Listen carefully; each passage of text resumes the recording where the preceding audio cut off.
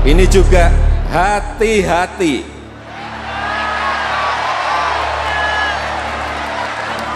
Kalau pola pikir, kalau mindset birokrasi tidak berubah, saya pastikan akan saya pangkas. A few moments later. Yang saya bisa bayangkan, ngurus izinnya ruwet saja masih mau menyelenggarakan kok, penyelenggara event. Apalagi kalau sekarang dipercepat. Saya berikan contoh aja MotoGP di Mandalika. Saya cek ke panitia. Ini efeknya luar biasa. Dampak ekonominya 4,3 triliun. Bisa menyerap, melibatkan tenaga kerja itu 8.000. UMKM yang terlibat kurang lebih 1.000. Tapi begitu saya tanya, bagaimana yang perizinan?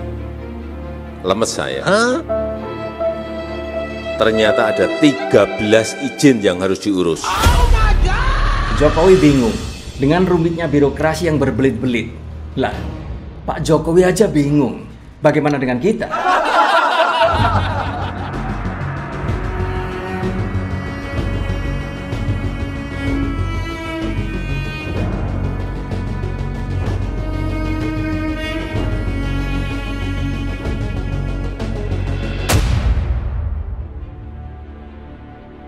Halo teman-teman YouTube, ketemu lagi sama channel ini yang akan selalu update informasi yang selalu membikin kalian ngakak.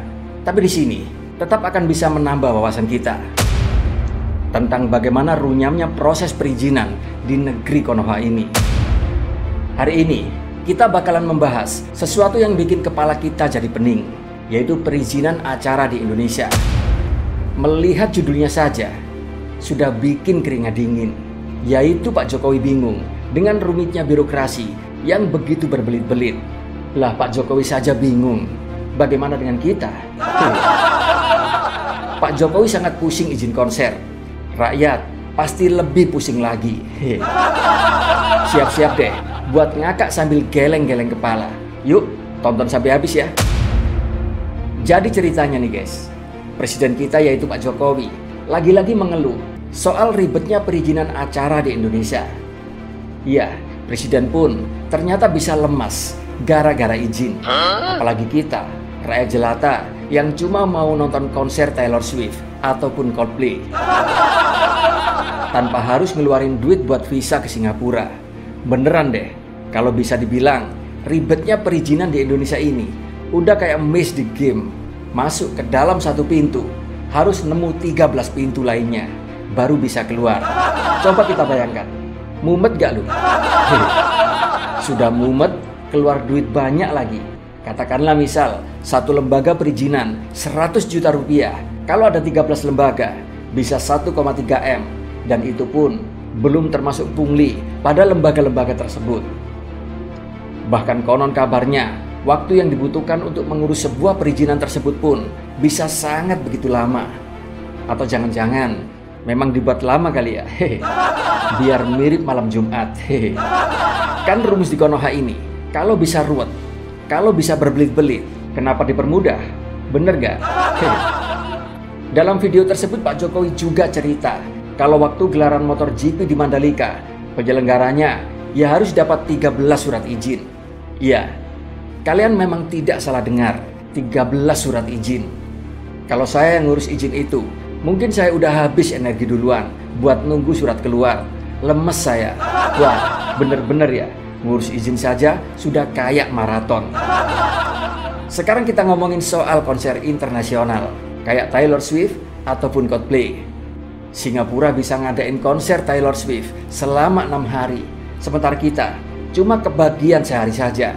Padahal konon katanya sound system di GBK katanya lebih bagus, tapi tetap saja cuma sehari.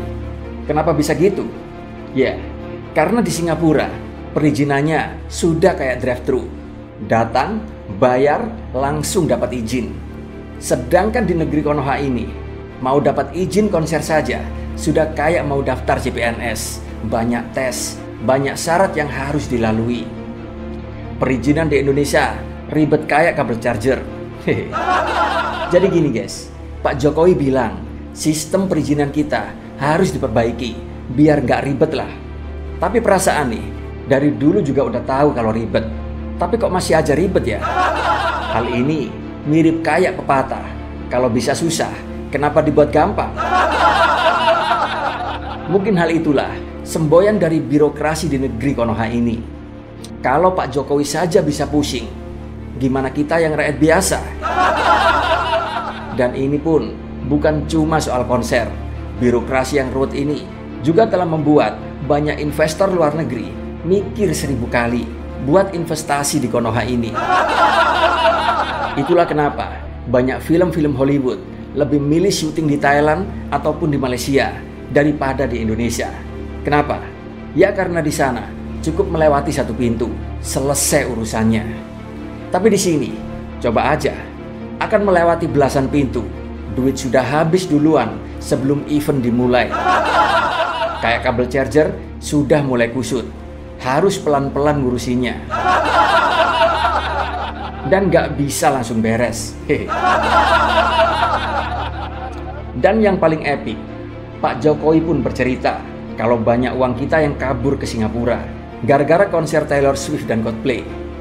Bayangin aja, katanya setengah penonton di Singapura itu orang-orang Indonesia. Jadi nih, uang buat tiket, buat bayar penginapan, buat makan, semuanya dibawa ke sana. Kenapa?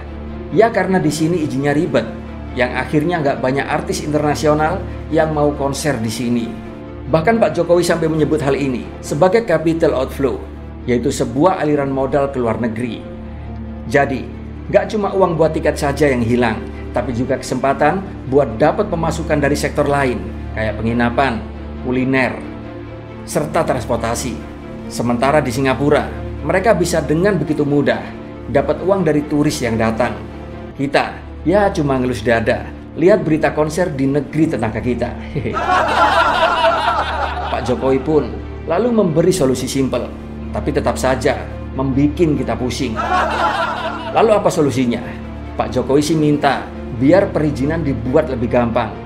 Ya elah, tapi perasaan Pak Jokowi pernah ngomong ini deh dulu jauh-jauh hari.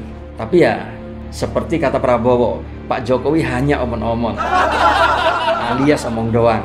Hehe. Masih ingat gak video lama Pak Jokowi yang sangat berapi-api ingin memberantas pungli dan memangkas perizinan? Ya, inilah yang dikatakan Prabowo omong-omong. Tapi saya juga heran sih, kenapa kok presiden kita selalu mengeluh, sambat, lemas, bingung, bahkan sering curhat ke rakyat ya? Hehe. Udah beberapa tahun kita mendengar hal-hal yang sama, tapi hasilnya tetap saja birokrasi kita kusut kayak kabel-kabel listrik di Thailand. Ruwet dan bikin kepala pusing. Dan melihat Pak Jokowi ngomong, kok seperti ada keputusasaan ya? Sampai sekarang Pak Jokowi tetap mengeluh. Barangkali di sini artinya Pak Jokowi tidak tahu bagaimana cara mengatasi hal ini. Atau jangan-jangan Pak Jokowi tidak bersungguh-sungguh kali ya mengatasi hal ini. Buktinya Pak Presiden saja bingung, kesal, marah dan geram. Dan ini sudah terjadi bertahun-tahun. Putus asa Pak? Jangan dong. Masa ngubah batas usia capres-capres saja cepat dan mudah? Kok ngurusi ribetnya birokrasi bingung? Rugi dong. Hehe. Di sini artinya, hal ini adalah sebuah bentuk keputusasaan, sekaligus menunjukkan kepada rakyat kalau Pak Presiden sendiri pun tidak tahu lagi harus melakukan apa. Benar tidak? Jadi buat teman-teman yang mau bikin acara, siap-siap aja ya buat menghadapi ribetnya perizinan. Jangan sampai pingsan duluan sebelum acara dimulai. Solusinya adalah bawa bekal makanan dan minuman yang banyak, karena prosesnya akan membuat kita lapar dan haus. Udah nunggunya lama, nguras kantong pula. Ya tapi itulah Konoha. Presidennya saja bingung, apalagi kita. Oke guys, sekian dulu video kita kali ini. Semoga video ini selalu bisa membuat kalian ngakak bareng-bareng. Bukan hanya agar bisa selalu sehat dan awet muda, tapi juga mikir gimana ribetnya ngurus acara di negeri ini. Oh ya friend, jangan lupa like, komen, dan subscribe.